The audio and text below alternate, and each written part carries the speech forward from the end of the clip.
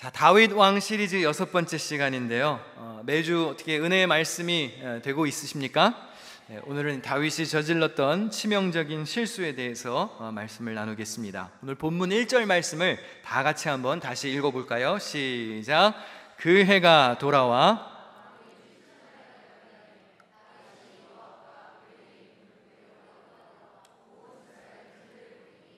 그들이 암몬 자손을 멸하고 에워쌌고 다윗은 예루살렘에 그대로 있더라.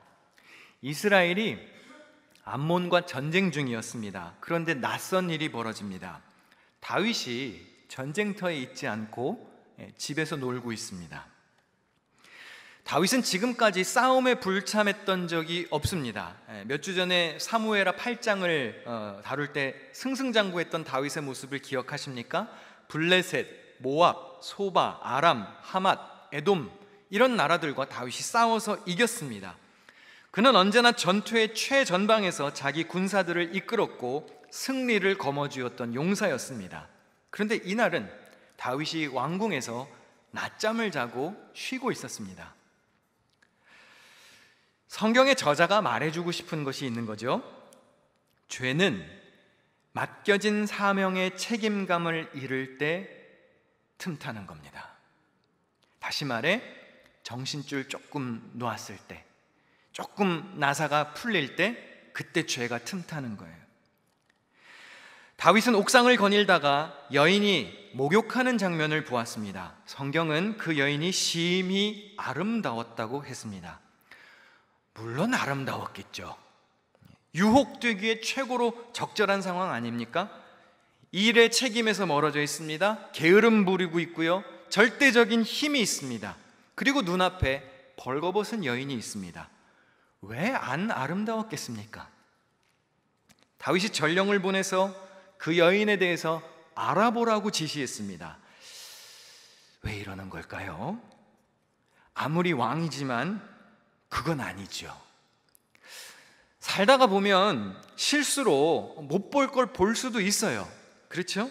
그리고 지나가는 사람 보고 저 사람 참 아름답다, 매력적이다라고 생각할 수 있습니다. 그건 자연스러운 것이죠.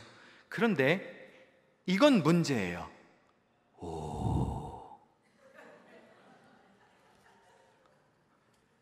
눈이 따라가면 그건 잘못된 거예요. 같이 사는 사람부터 가만히 놔두지 않을 거예요. 왜 다윗이 목욕하는 여인을 봤으면 실수로 봤다 칩시다. 눈을 가렸어야죠. 시선을 돌리고 발길을 돌리고 왕궁 옥상에서 내려왔어야죠. 여러분, 어떤 유혹은 그냥 피해야 합니다. 이길 수 없는 게 있어요. 특히 성적 유혹은 그냥 발길을 돌리는 게 정답이에요. 왜 목욕하는 여인의 신상을 캐물었나요? 다윗을 보십시오. 자기의 권력을 이용해서 사람을 마음대로 부리고 욕망을 채우려고 했습니다. 여인이 저녁에 목욕을 하고 있었다고 했죠. 성서를 해석하는 학자들의 말에 의하면 이 여인의 목욕은 그냥 일반적인 목욕이 아니었습니다. 제의적인 부정으로부터 정결하게 되는 의식이었어요. 레위기의 정결법에 보면 부정한 사람은 저녁 때까지 부정합니다. 그리고 저녁 때에 몸을 물로 씻으면 다시 정결하게 됩니다. 그러니까 이 여인이 저녁에 목욕을 한 건 다윗을 꼬시기 위함이 아니었습니다. 율법의 근거에서 몸을 정결하게 하는 것이었어요. 그런데 다윗의 눈에는 정결 의식을 행하는 하나님의 백성이 보이지 않고 욕망의 눈으로 바라본 여인이 눈앞에 있었습니다. 다윗이 보냈던 전령이 그 여인에 대해서 알아봤습니다. 그리고 이렇게 보고합니다. 우리 본문 3절을 같이 읽을까요? 시작.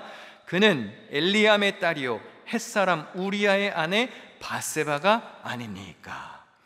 여러분, 다윗이 이 전령, 이름도 없는 이 전령의 보고를 듣는 순간 거기서 멈췄어야 돼요. 왜 그렇죠? 1번, 이 여인은 이미 결혼했어요. 당시 율법에 의하면 이건 사형입니다. 레위기 20장 10절에 보니까 남자가 다른 남자의 아내 곧 자기의 이웃집 아내와 간통하면 간음한 두 남녀는 함께 반드시 사형에 처해야 했습니다. 두 번째, 이 사건에서 문제가 되는 게 또 있습니다. 여인을 알아보고 왔던 다윗의 부하가 어떻게 보고했나요? 그녀가 누구라고 답합니까? 우리아의 아내 밧세바라고 보고합니다. 여러분이 가지신 성경이 아마 대부분 개역개정 성경일 겁니다. 거기에 뭐라고 나와 있나요? 우리아라고 나와 있을 거예요. 그런데 정확한 원문의 발음은 우리야예요. 야. 그래서 새번역 성경도 이렇게 번역했습니다. 그 여인은 엘리암의 딸로서 햇사람 우리야의 아내 밧세바라고 하였다. 여러분, 이름 뒤에 야가 붙으면 누구의 이름과 관련된 이름인가요? 하나님의 이름이죠. 엘리야, 무슨 뜻입니까? 야훼는 엘로힘, 나의 하나님. 우리야, 그는 햇사람입니다. 이방인이었습니다. 그런데 이름이 굉장히 비범합니다. 무슨 뜻일까요? 우리야, 여호와의 불꽃이라는 뜻이에요. 개종자로 보이는 외국인 군사가 굉장히 거룩한 이름을 가졌습니다. 다윗은 밧세바의 남편 이름을 듣는 순간 그 자리에 납작 엎드렸어야 돼요. 왜죠? 그는 여호와의 불꽃이었어요. 접근하면 어떻게 돼요? 타는 거예요. 어찌해서 다윗은 이것이 하나님의 경고라는 것을 감지하지 못했을까요? 이건 옐로우 카드였습니다. 우리야의 이름을 듣는 순간 다윗의 귀에 이런 목소리가 들렸어야 합니다. David, stop right there. 너 거기서 멈추거라. 이 제한선을 넘어가면 여호와의 심판의 불을 퍼부을 것이다 라는 경고의 메시지가 들렸어야 합니다. 그러나 다윗이 깨닫지 못합니다. 이미 욕망이 이성을 지배해버렸습니다. 여러분, 육체적 욕구 앞에 우리의 생각이 얼마나 나약합니까? 지금 조금 있으면 배고플 시간이죠. 배고프면 앞뒤 분간 못하는 사람들 많습니다. 육체적 욕구 앞에 이성과 인격은 아무 소용이 없어지는 사람들 많이 봤어요. 그냥 배고프면 앞뒤 안 가려요. 그런데 다윗도 마찬가지였습니다. 욕망이 앞서가니까 우리야의 이름을 통해서 여호와의 이름이 선언되었는데도 천지분간이 안 되는 거예요. 그는 멈추지 않습니다. 본문 4절을 같이 읽어보실까요? 시작. 다윗이 전령을 보내어 그 여자를 자기에게로 데려오게 하고 그 여자가 그 부정함을 깨끗하게 하였으므로 더불어 동침하매. 자, 여기 보시면 다윗이 밧세바를 자기에게로 데려오게 했다 그랬죠? 이 데려오게 하다를 원문으로 보면요, 훔치다라는 뜻이에요. 자기 권력으로 다른 사람의 아내를 훔쳐왔어요. 그리고 그녀와 동침했고 밧세바가 임신했습니다. 다윗의 입장이 조금 난처해졌습니다. 어떻게 해야 할까요? 그는 잘못을 인정하고 뉘우치기 전에 머리를 씁니다. 시나리오를 짭니다. 아닌 척 하려고. 그래서 전쟁터에 나가 있었던 밧세바의 남편 우리아를 불러왔습니다. 그리고 갑자기 그에게 이러한 포상 휴가를 줍니다. 사무엘하 11장 8절에 우리아에게 이르되 내 집으로 내려가서 발을 씻으라. 이 발을 씻다라는 말이 진짜 가서 뭐 세족식 하라는 뜻이 아니라요, 성경에서 이 발은 사람의 성기를 이렇게 돌려서 완곡하게 표현할 때 발이라는 표현을 많이 씁니다. 그러니까 무슨 뜻이죠? 가서 아내와 잠자리를 가지라는 뜻이에요. 아니, 왜 한 나라의 왕이 한낱 군사의 잠자리까지 배려해 줍니까? 자기 죄를 덮으려는 속셈이죠. 마치 우리아로 인해서 밧세바가 임신한 것인 것처럼 꾸미려고 하고 있습니다. 잔머리 굴리는 거 보세요. 여러분 잘 들으십시오. 죄인은 늘 이렇게 애를 많이 씁니다. 죄인은 항상 애를 많이 써야 돼요. 왜 그렇죠? 머리를 굴려야 하고 말을 맞춰야 하고 또 이 일을 수습해야 하고 꼬인 상황을 풀어야 하거든요. 여러분, 의롭게 되는 간단한 방법을 알려드릴까요? 의롭게 되려면 머리를 쓰지 말고 무릎을 써야 돼요. 의롭게 되려면 말을 많이 할 필요가 없고요, 침묵하고 회개하면 됩니다. 엎어진 일이 자꾸 꼬이지요. 자꾸 머리를 써야 하죠. 해야 할 말이 늘어나죠. 덮어야 하죠. 그럼 뭔가 잘못되고 있다는 뜻이에요. 무릎을 쓰셔야 합니다. 다윗이 우리아에게 집에 가라고 그랬어요. 가서 아내와 잠자리를 가져라. 근데 좀 당황스러운 일이 벌어집니다. 사무엘하 11장 11절을 다 같이 읽겠습니다. 시작. 언약궤와 이스라엘과 유다가 야영 중에 있고 내 주 요압과 내 왕의 부하들이 바깥 들에 진치고 있거늘 내가 어찌 내 집으로 가서 먹고 마시고 내 처와 같이 자리이까. 집에 안 가는 거예요. 멋있는 군인 아닙니까? 전우들이 지금 전쟁터에서 싸우고 있는데 내가 어떻게 한가롭게 휴가를 즐깁니까? 한낱 병사가 왕의 제안을 거절했어요.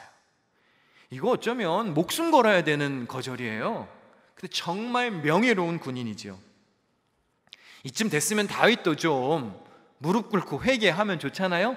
근데 어떻게 할까요? 한 발짝 더 나갑니다. 이제 안 되니까 술을 먹여요. 야, 일로 와. 그리고 술에 취하게 만듭니다. 그리고 그를 집으로 보내려고 하는데요, 여러분, 하나님 마음에 합한 사람이라고 칭찬 들었던 다윗의 비열해지는 모습을 보십시오. 죄는 이렇게 사람을 치졸하게 만들어요.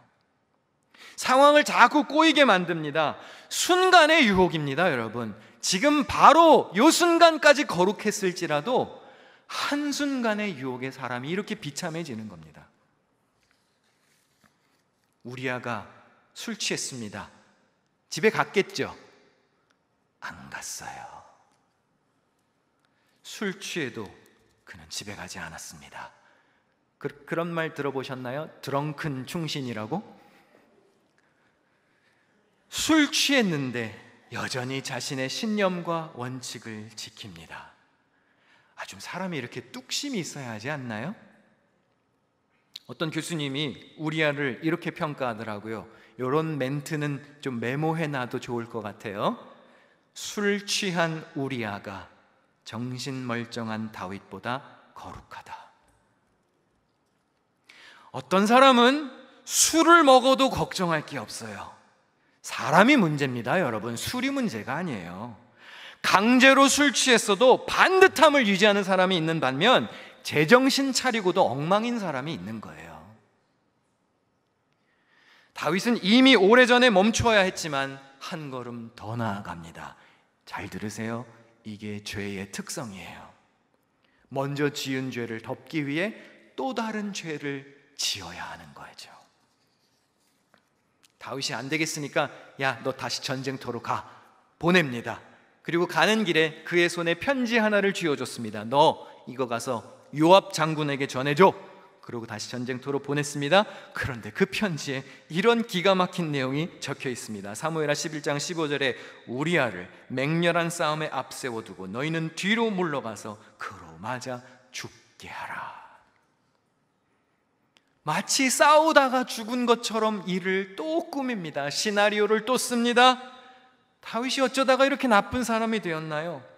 순진한 우리아의 모습을 보십시오. 아무것도 모른 채 자기의 살해 계획이 담긴 편지를 들고 충성스럽게 순종하고 요압 장군에게 그걸 또 갖다 줘요. 아유, 바보. 어떻게 됐을까요? 몇 사람 희생되었고 우리아도 죽었습니다. 다윗의 모습을 보십시오. 한때 하나님 마음에 합한 왕, 하나님의 영에 감동된 사람, 매사에 하나님의 뜻을 물었던 다윗 왕이 이제 사람 목숨 하나 제끼는 것 아무 상관이 없어졌습니다. 과거에 자기를 죽이려고 했던 사울 왕과 무엇이 다른가요? 게다가 다윗이 요압 장군에게 이런 말까지 남겼습니다. 사무엘하 11장 25절에 이 일로 걱정하지 말라. 칼은 이 사람이나 저 사람이나 삼키느니라. 이 일로 걱정하지 말라를 히브리어 원문으로 보면 이렇게 돼 있어요. 너희의 눈에 이것을 악하게 생각하지 말라는 거예요. 아니, 우리아를 죽게 해놓고 죄책감 느끼지 말라는 거예요. 어차피 전쟁하면 이 사람도 죽고 저 사람도 죽으니까 괜찮다는 것이죠. 다윗이 언제부터 이렇게 생명까지 쥐고 흔드는 신적 권세를 가진 통치자가 되어 있나요? 밧세바를 마음대로 취하고 그의 남편 우리아를 죽인 행위가 정말로 악하지 않았을까요? 하나님 보시기에는 이랬습니다. 사무엘하 11장 27절에 다윗이 행한 그 일이 여호와 보시기에 악하였더라. 다윗의 눈에는 악하지 않았을지 모릅니다. 요압의 눈에는 악하지 않았을지 모릅니다. 그러나 하나님 보시기에는 안 되는 일이었어요. 한번 여쭙겠습니다. 사람이 생각하는 게 중요한가요? 하나님의 의중이 중요한가요? 사람이 아무리 괜찮다고 그래도 하나님이 안 된다 그러면 안 되는 것 아닌가요? 근데 우리가 신앙생활 하다가 얼마나 많이 타협합니까? 아유, 괜찮아. 그 괜찮아가 문제예요. 아이, 괜찮아. 아니에요. 하나님 보시기엔 안 괜찮아요. 하나님 보시기에 악하면 그건 죄입니다. 하나님이 나단 선지자를 보냈습니다. 다윗의 죄를 지적합니다. 나단 선지자가 전했던 말 한 부분을 우리 다 같이 읽겠습니다. 사무엘하 12장 8절 말씀 시작. 나는 네 상전의 왕궁을 너에게 넘겨주고 네 상전의 아내들도 내 품에 안겨주었고 이스라엘 사람들과 유다 나라도 너에게 맡겼다. 그것으로도 부족하다면 내가 네게 무엇이든지 더 주었을 것이다. 지금 다윗에게 여자가 부족한가요? 아니에요. 다윗에게 진짜로 필요한 것이 있었더라면 하나님이 주셨을 것입니다. 여러분, 하나님은요 우리의 필요를 아십니다. 할렐루야. 마태복음 6장 8절에 보니까 구하기도 전에 하나님이 우리의 필요를 아신다고 그랬어요. 여러분, 이 사실을 믿으십니까? 정말로 여러분에게 필요한 것이 있으면 하나님이 구하기도 전에 주실 거예요. 그런데 주시지 않았으면 멈춰야 됩니다. 내가 가서 탈취하면 안 돼요. 제한선을 넘어가면 그 대가를 지불하게 되어 있습니다. 여러분, 하나님은 여러분의 필요를 아십니다. 때에 따라 채우실 것입니다. 하나님이 허락하지 않으셨으면 겸손하게 멈춰야 됩니다. 요한일서 2장 16절에 의하면 세상적인 것들은 세 가지로 구분이 될 수 있습니다. 다 같이 읽어보실까요? 시작. 세상에 있는 모든 것이 육신의 정욕과 안목의 정욕과 이생의 자랑이니 다 아버지께로부터 온 것이 아니요 세상으로부터 온 것이라. 세 가지가 있어요. 육신의 정욕, 안목의 정욕, 이생의 자랑. 이걸 조금 더 쉽게 표현해 보겠습니다. 다음 슬라이드를 보여주시면 육체적 만족이 있고요, 눈의 만족이 있어요. 존중받고 싶은 거죠. 명예를 얻고 싶은 겁니다.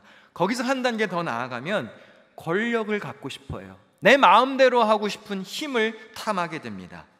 인간의 욕망은 육체를 만족시키는 것에서 출발합니다. 그 다음은 눈의 만족이고요, 높아지고 싶어 하죠. 더 나아가서는 최고의 힘을 휘두르고 싶어 합니다. 여러분, 아담과 하와가 먹었던 과실이 어땠는지 혹시 기억하시나요? 창세기 3장 6절에 보니까 이렇게 나와 있습니다. 여자가 그 나무를 본즉 먹음직도 하고 보암직도 하고 지혜롭게 할 만큼 탐스럽기도 했다 그랬어요. 하나님이 유일하게 금지하신 것이 먹음직스러웠습니다. 육체의 만족을 주기에 충분했어요. 두 번째, 보암직도 했어요. 멋있었어요. 예뻤습니다. 지혜롭게 할 만큼 탐스럽기도 했습니다. 옛날 시대 때는요, 지혜라고 하는 것은 통치자들만 가질 수 있다고 생각했어요. 그러니까 지혜를 얻으면 내 마음대로 할 수 있는 거예요. 하나님께 안 물어봐도 되고 내 멋대로 할 수 있는 거예요. 다윗의 죄 크게 다르지 않습니다. 바세바와 동침했죠. 육체적 만족을 따랐습니다. 벗은 몸을 보고 유혹되었습니다. 눈의 만족을 쫓아갔어요. 사람을 보내서 접근 불가능한 영역을 침범했습니다. 자신의 절대적인 힘을 마음대로 휘둘렀어요. 여러분, 사람에게 닥치는 유혹은요, 다 여기서 크게 벗어나지 않습니다.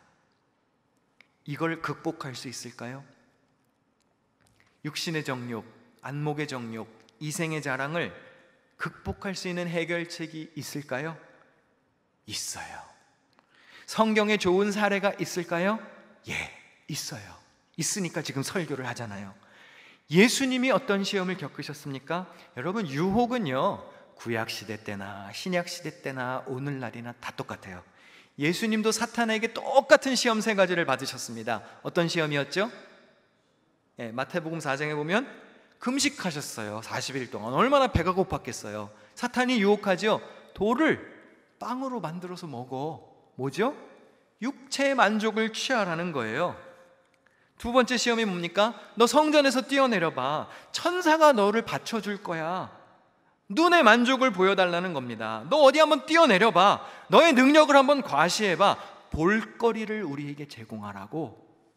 세 번째 시험이 뭡니까? 한 번만 사탄에게 엎드려서 굴복하면 세상 모든 걸 다 주겠다고 그랬습니다. 절대적인 힘, 이생의 자랑이죠. 인간이 겪었던 시험과 하나도 다르지 않습니다. 사람은 다 넘어졌죠. 아담과 하와도 넘어졌고 다윗도 실패했습니다. 그런데 예수님은 어떠셨지요? 예수님은 이 시험을 이기셨어요. 그럼 예수님은 뭐가 달랐습니까? 예수님이 사탄의 유혹을 거절하실 때마다 똑같이 세 번 다 쓰신 표현이 있습니다. 마태복음 4장 4절, 7절, 10절에 이렇게 기록합니다. 기록되었으되. 기록되었으되. 성경에 이렇게 기록되었으되 사람이 떡으로만 사는 것이 아니요 하나님의 입에서 나오는 모든 말씀으로 사는 것이라. 기록되었으되 주 너의 하나님을 시험하지 말라. 기록되었으되 주 너의 하나님께 경배하고 다만 그를 섬겨라. 사탄아 물러가라 그러셨어요. 죄의 달콤한 유혹이 다가올 때 여러분은 무엇을 의지하시나요? 예수님은 어떻게 이기셨죠? 기록되었으되 말씀으로 승리하셨어요. 사탄이 공격할 때마다 예수님이 쓰셨던 무기는 주님의 말씀입니다. 여러분, 제가 간곡히 부탁합니다. 하나님의 말씀으로 내 속을 채워야 해요.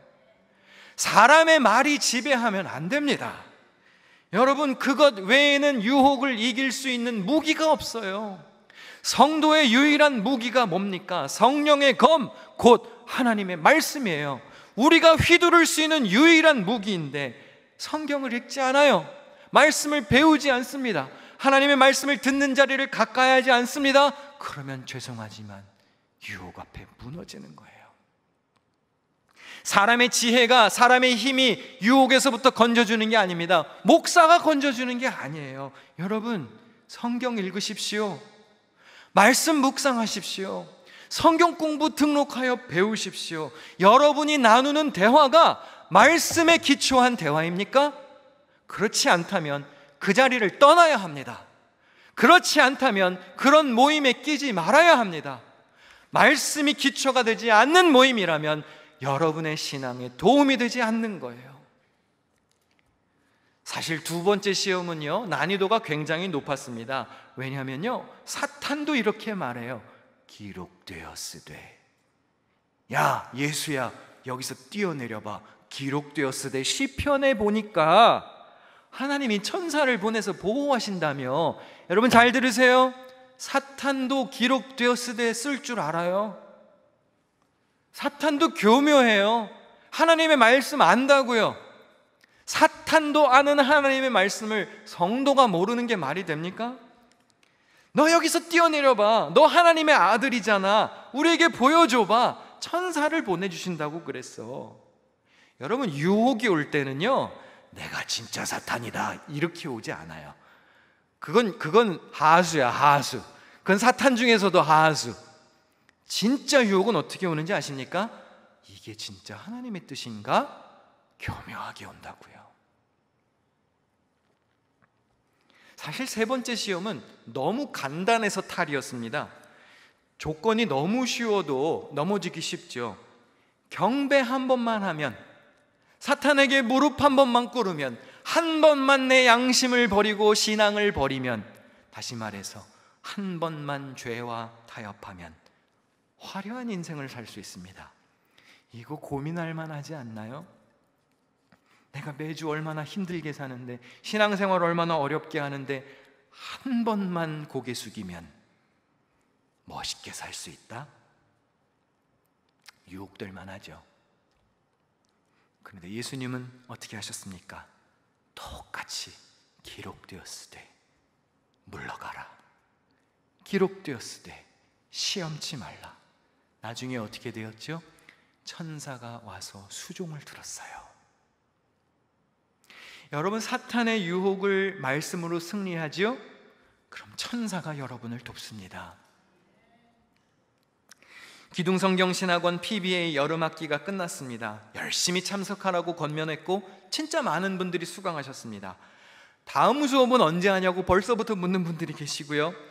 진작에 배웠어야 했다고, 깨닫고 나니까 너무 새롭다고, 야, 삶이 진짜 이렇게 변하는 것이군요, 간증하시는 분들도 있었습니다.